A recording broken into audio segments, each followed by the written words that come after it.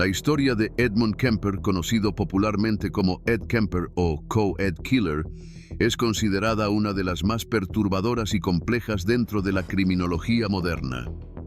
A diferencia de muchos asesinos en serie que actuaban impulsivamente o guiados por comportamientos caóticos, Kemper se destacaba por algo aún más inquietante: una inteligencia muy elevada, gran capacidad de comunicación y una sorprendente conciencia sobre sus propios impulsos violentos. Edmund Emil Kemper III nació el 18 de diciembre de 1948 en Burbank, California, Estados Unidos. Desde muy pequeño, su vida estuvo marcada por conflictos familiares constantes, especialmente con su madre, Clarnell Kemper. Según diversos testimonios, ella tenía una personalidad dominante, crítica y emocionalmente agresiva. Tras el divorcio de sus padres, Kemper quedó bajo su cuidado y creció en un ambiente cargado de tensiones y humillaciones. Su madre solía ridiculizarlo, diciéndole que era extraño, feo e incapaz de mantener relaciones normales con otras personas. Este entorno hostil tuvo un impacto profundo en el desarrollo psicológico del joven Kemper. Desde la infancia, comenzaron a aparecer señales alarmantes. Incluso siendo niño, mostraba comportamientos inquietantes relacionados con la violencia y la muerte. Solía jugar con sus hermanas a simulaciones de ejecuciones en una supuesta cámara de gas y tenía una fascinación evidente por el concepto de morir. Con apenas 10 años comenzó a torturar y matar animales, un comportamiento que muchos especialistas consideran una señal temprana en perfiles de asesinos seriales. Kemper llegó a decapitar gatos y conservar partes de sus cuerpos, algo que posteriormente fue interpretado por psicólogos como una manifestación temprana de ira reprimida y deseo de control. Su relación con su madre se volvió cada vez más conflictiva. En varias ocasiones, Clarnell obligaba a Kemper a dormir en el sótano de la casa, argumentando que temía que pudiera hacerle daño a sus hermanas. Esta constante desconfianza y rechazo alimentaron sentimientos profundos de resentimiento, aislamiento y odio, especialmente hacia las mujeres. Durante la adolescencia, su familia decidió enviarlo a vivir con sus abuelos paternos en un intento de alejarlo del ambiente familiar conflictivo. Sin embargo, esa decisión terminaría desencadenando el primer crimen grave de su vida. En 1964, cuando tenía apenas 15 años, Ed Kemper asesinó a sus propios abuelos en la granja donde vivían en California. Primero disparó a su abuela tras una discusión. Después esperó a que su abuelo regresara a casa y también lo mató. Más tarde explicaría a los investigadores que no quería que su abuelo sufriera al descubrir lo ocurrido. Tras cometer los asesinatos, llamó por teléfono a su madre y confesó lo sucedido con una calma que sorprendió a las autoridades. El doble homicidio causó conmoción no solo por la violencia del acto, sino también por la frialdad emocional mostrada por un adolescente. Después de su detención, Kemper fue evaluado por especialistas en salud mental, quienes lo consideraron psicológicamente inestable.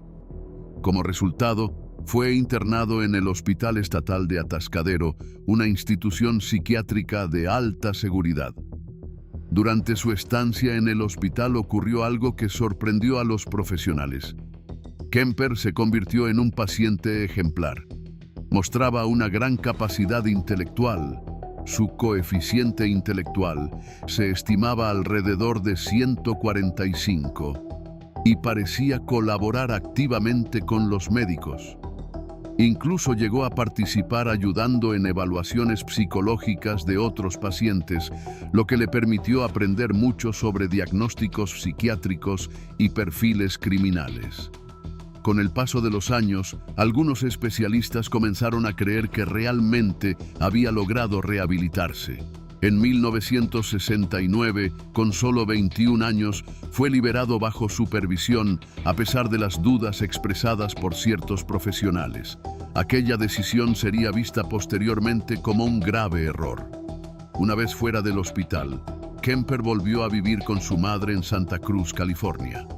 Irónicamente, esa ciudad se convertiría más tarde en escenario de varios asesinatos de jóvenes universitarias. Durante ese periodo, Kemper intentó llevar una vida aparentemente normal. Trabajó en distintos empleos e incluso comenzó a frecuentar bares donde se reunían agentes de policía. Su aspecto, un hombre alto, educado y aparentemente tranquilo, ayudaba a que pocas personas sospecharan de él.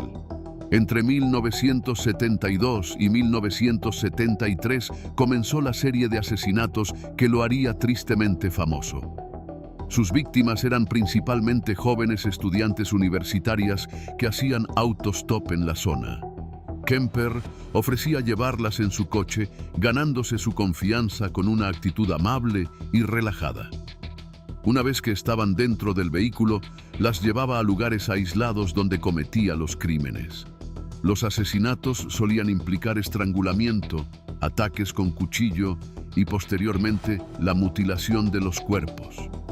Sus primeras víctimas fueron 2 estudiantes que desaparecieron después de aceptar un viaje con él. A partir de ese momento el patrón se repetiría varias veces. A diferencia de otros asesinos, Kemper actuaba con un alto nivel de planificación. Eliminaba evidencias, abandonaba los cuerpos en zonas remotas y mantenía una vida cotidiana aparentemente normal. En algunos casos llegó incluso a llevar partes de los cuerpos a su casa, donde realizaba actos de necrofilia y desmembramiento, comportamientos que revelaban la gravedad de sus trastornos psicológicos. Durante ese periodo, asesinó a 6 jóvenes mujeres. La frialdad con la que actuaba era tal que después de cometer los crímenes, regresaba a su rutina diaria como si nada hubiera ocurrido. Según declaraciones que haría años después, sus acciones estaban impulsadas por una mezcla de ira acumulada, necesidad de control y profundo resentimiento hacia las mujeres, especialmente hacia su madre. El punto más extremo de su violencia ocurrió en abril de 1973. En un acto que conmocionó incluso a los investigadores más experimentados, Kemper asesinó a su propia madre mientras dormía. La atacó con un martillo y posteriormente decapitó el cuerpo. Para él, ese crimen tenía un significado simbólico. Según explicó más tarde, su madre representaba el origen de muchos de sus traumas emocionales y de las humillaciones que había sufrido durante su vida. Después del asesinato realizó actos de profanación del cuerpo y protagonizó comportamientos macabros que reflejaban el profundo odio que había acumulado durante años. Pero los crímenes no terminaron ahí. Poco tiempo después, también asesinó a una amiga de su madre que había visitado la casa, aparentemente para eliminar posibles testigos. Tras estos hechos, Kemper abandonó la ciudad y comenzó a conducir por diferentes estados. Sin embargo, en lugar de intentar escapar indefinidamente, tomó una decisión inesperada. Decidió entregarse. Llamó por teléfono a la policía y confesó con detalle todos los asesinatos que había cometido. Al principio, los agentes no le creyeron, ya que Kemper era conocido por frecuentar lugares donde se reunían policías y siempre había mostrado una actitud amable. Solo después de revisar las pruebas, se dieron cuenta de que estaba diciendo la verdad. Durante los interrogatorios, Kemper mostró un nivel sorprendente de introspección. Analizaba sus propios comportamientos con una claridad casi clínica, describiendo sus impulsos y traumas psicológicos. Investigadores y especialistas quedaron impresionados por su capacidad de reflexión y por la ausencia de delirios en su discurso. A diferencia de otros criminales, nunca intentó negar sus actos ni inventar excusas fantasiosas. Reconocía que era peligroso y afirmaba que necesitaba permanecer encerrado para evitar volver a matar. Su juicio tuvo lugar en 1973.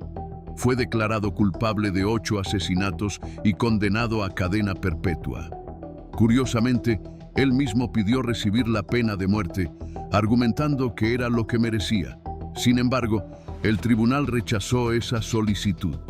Desde entonces, permanece encarcelado en el sistema penitenciario de California. Años más tarde, agentes del FBI lo entrevistaron en numerosas ocasiones para estudiar la mente de los asesinos en serie.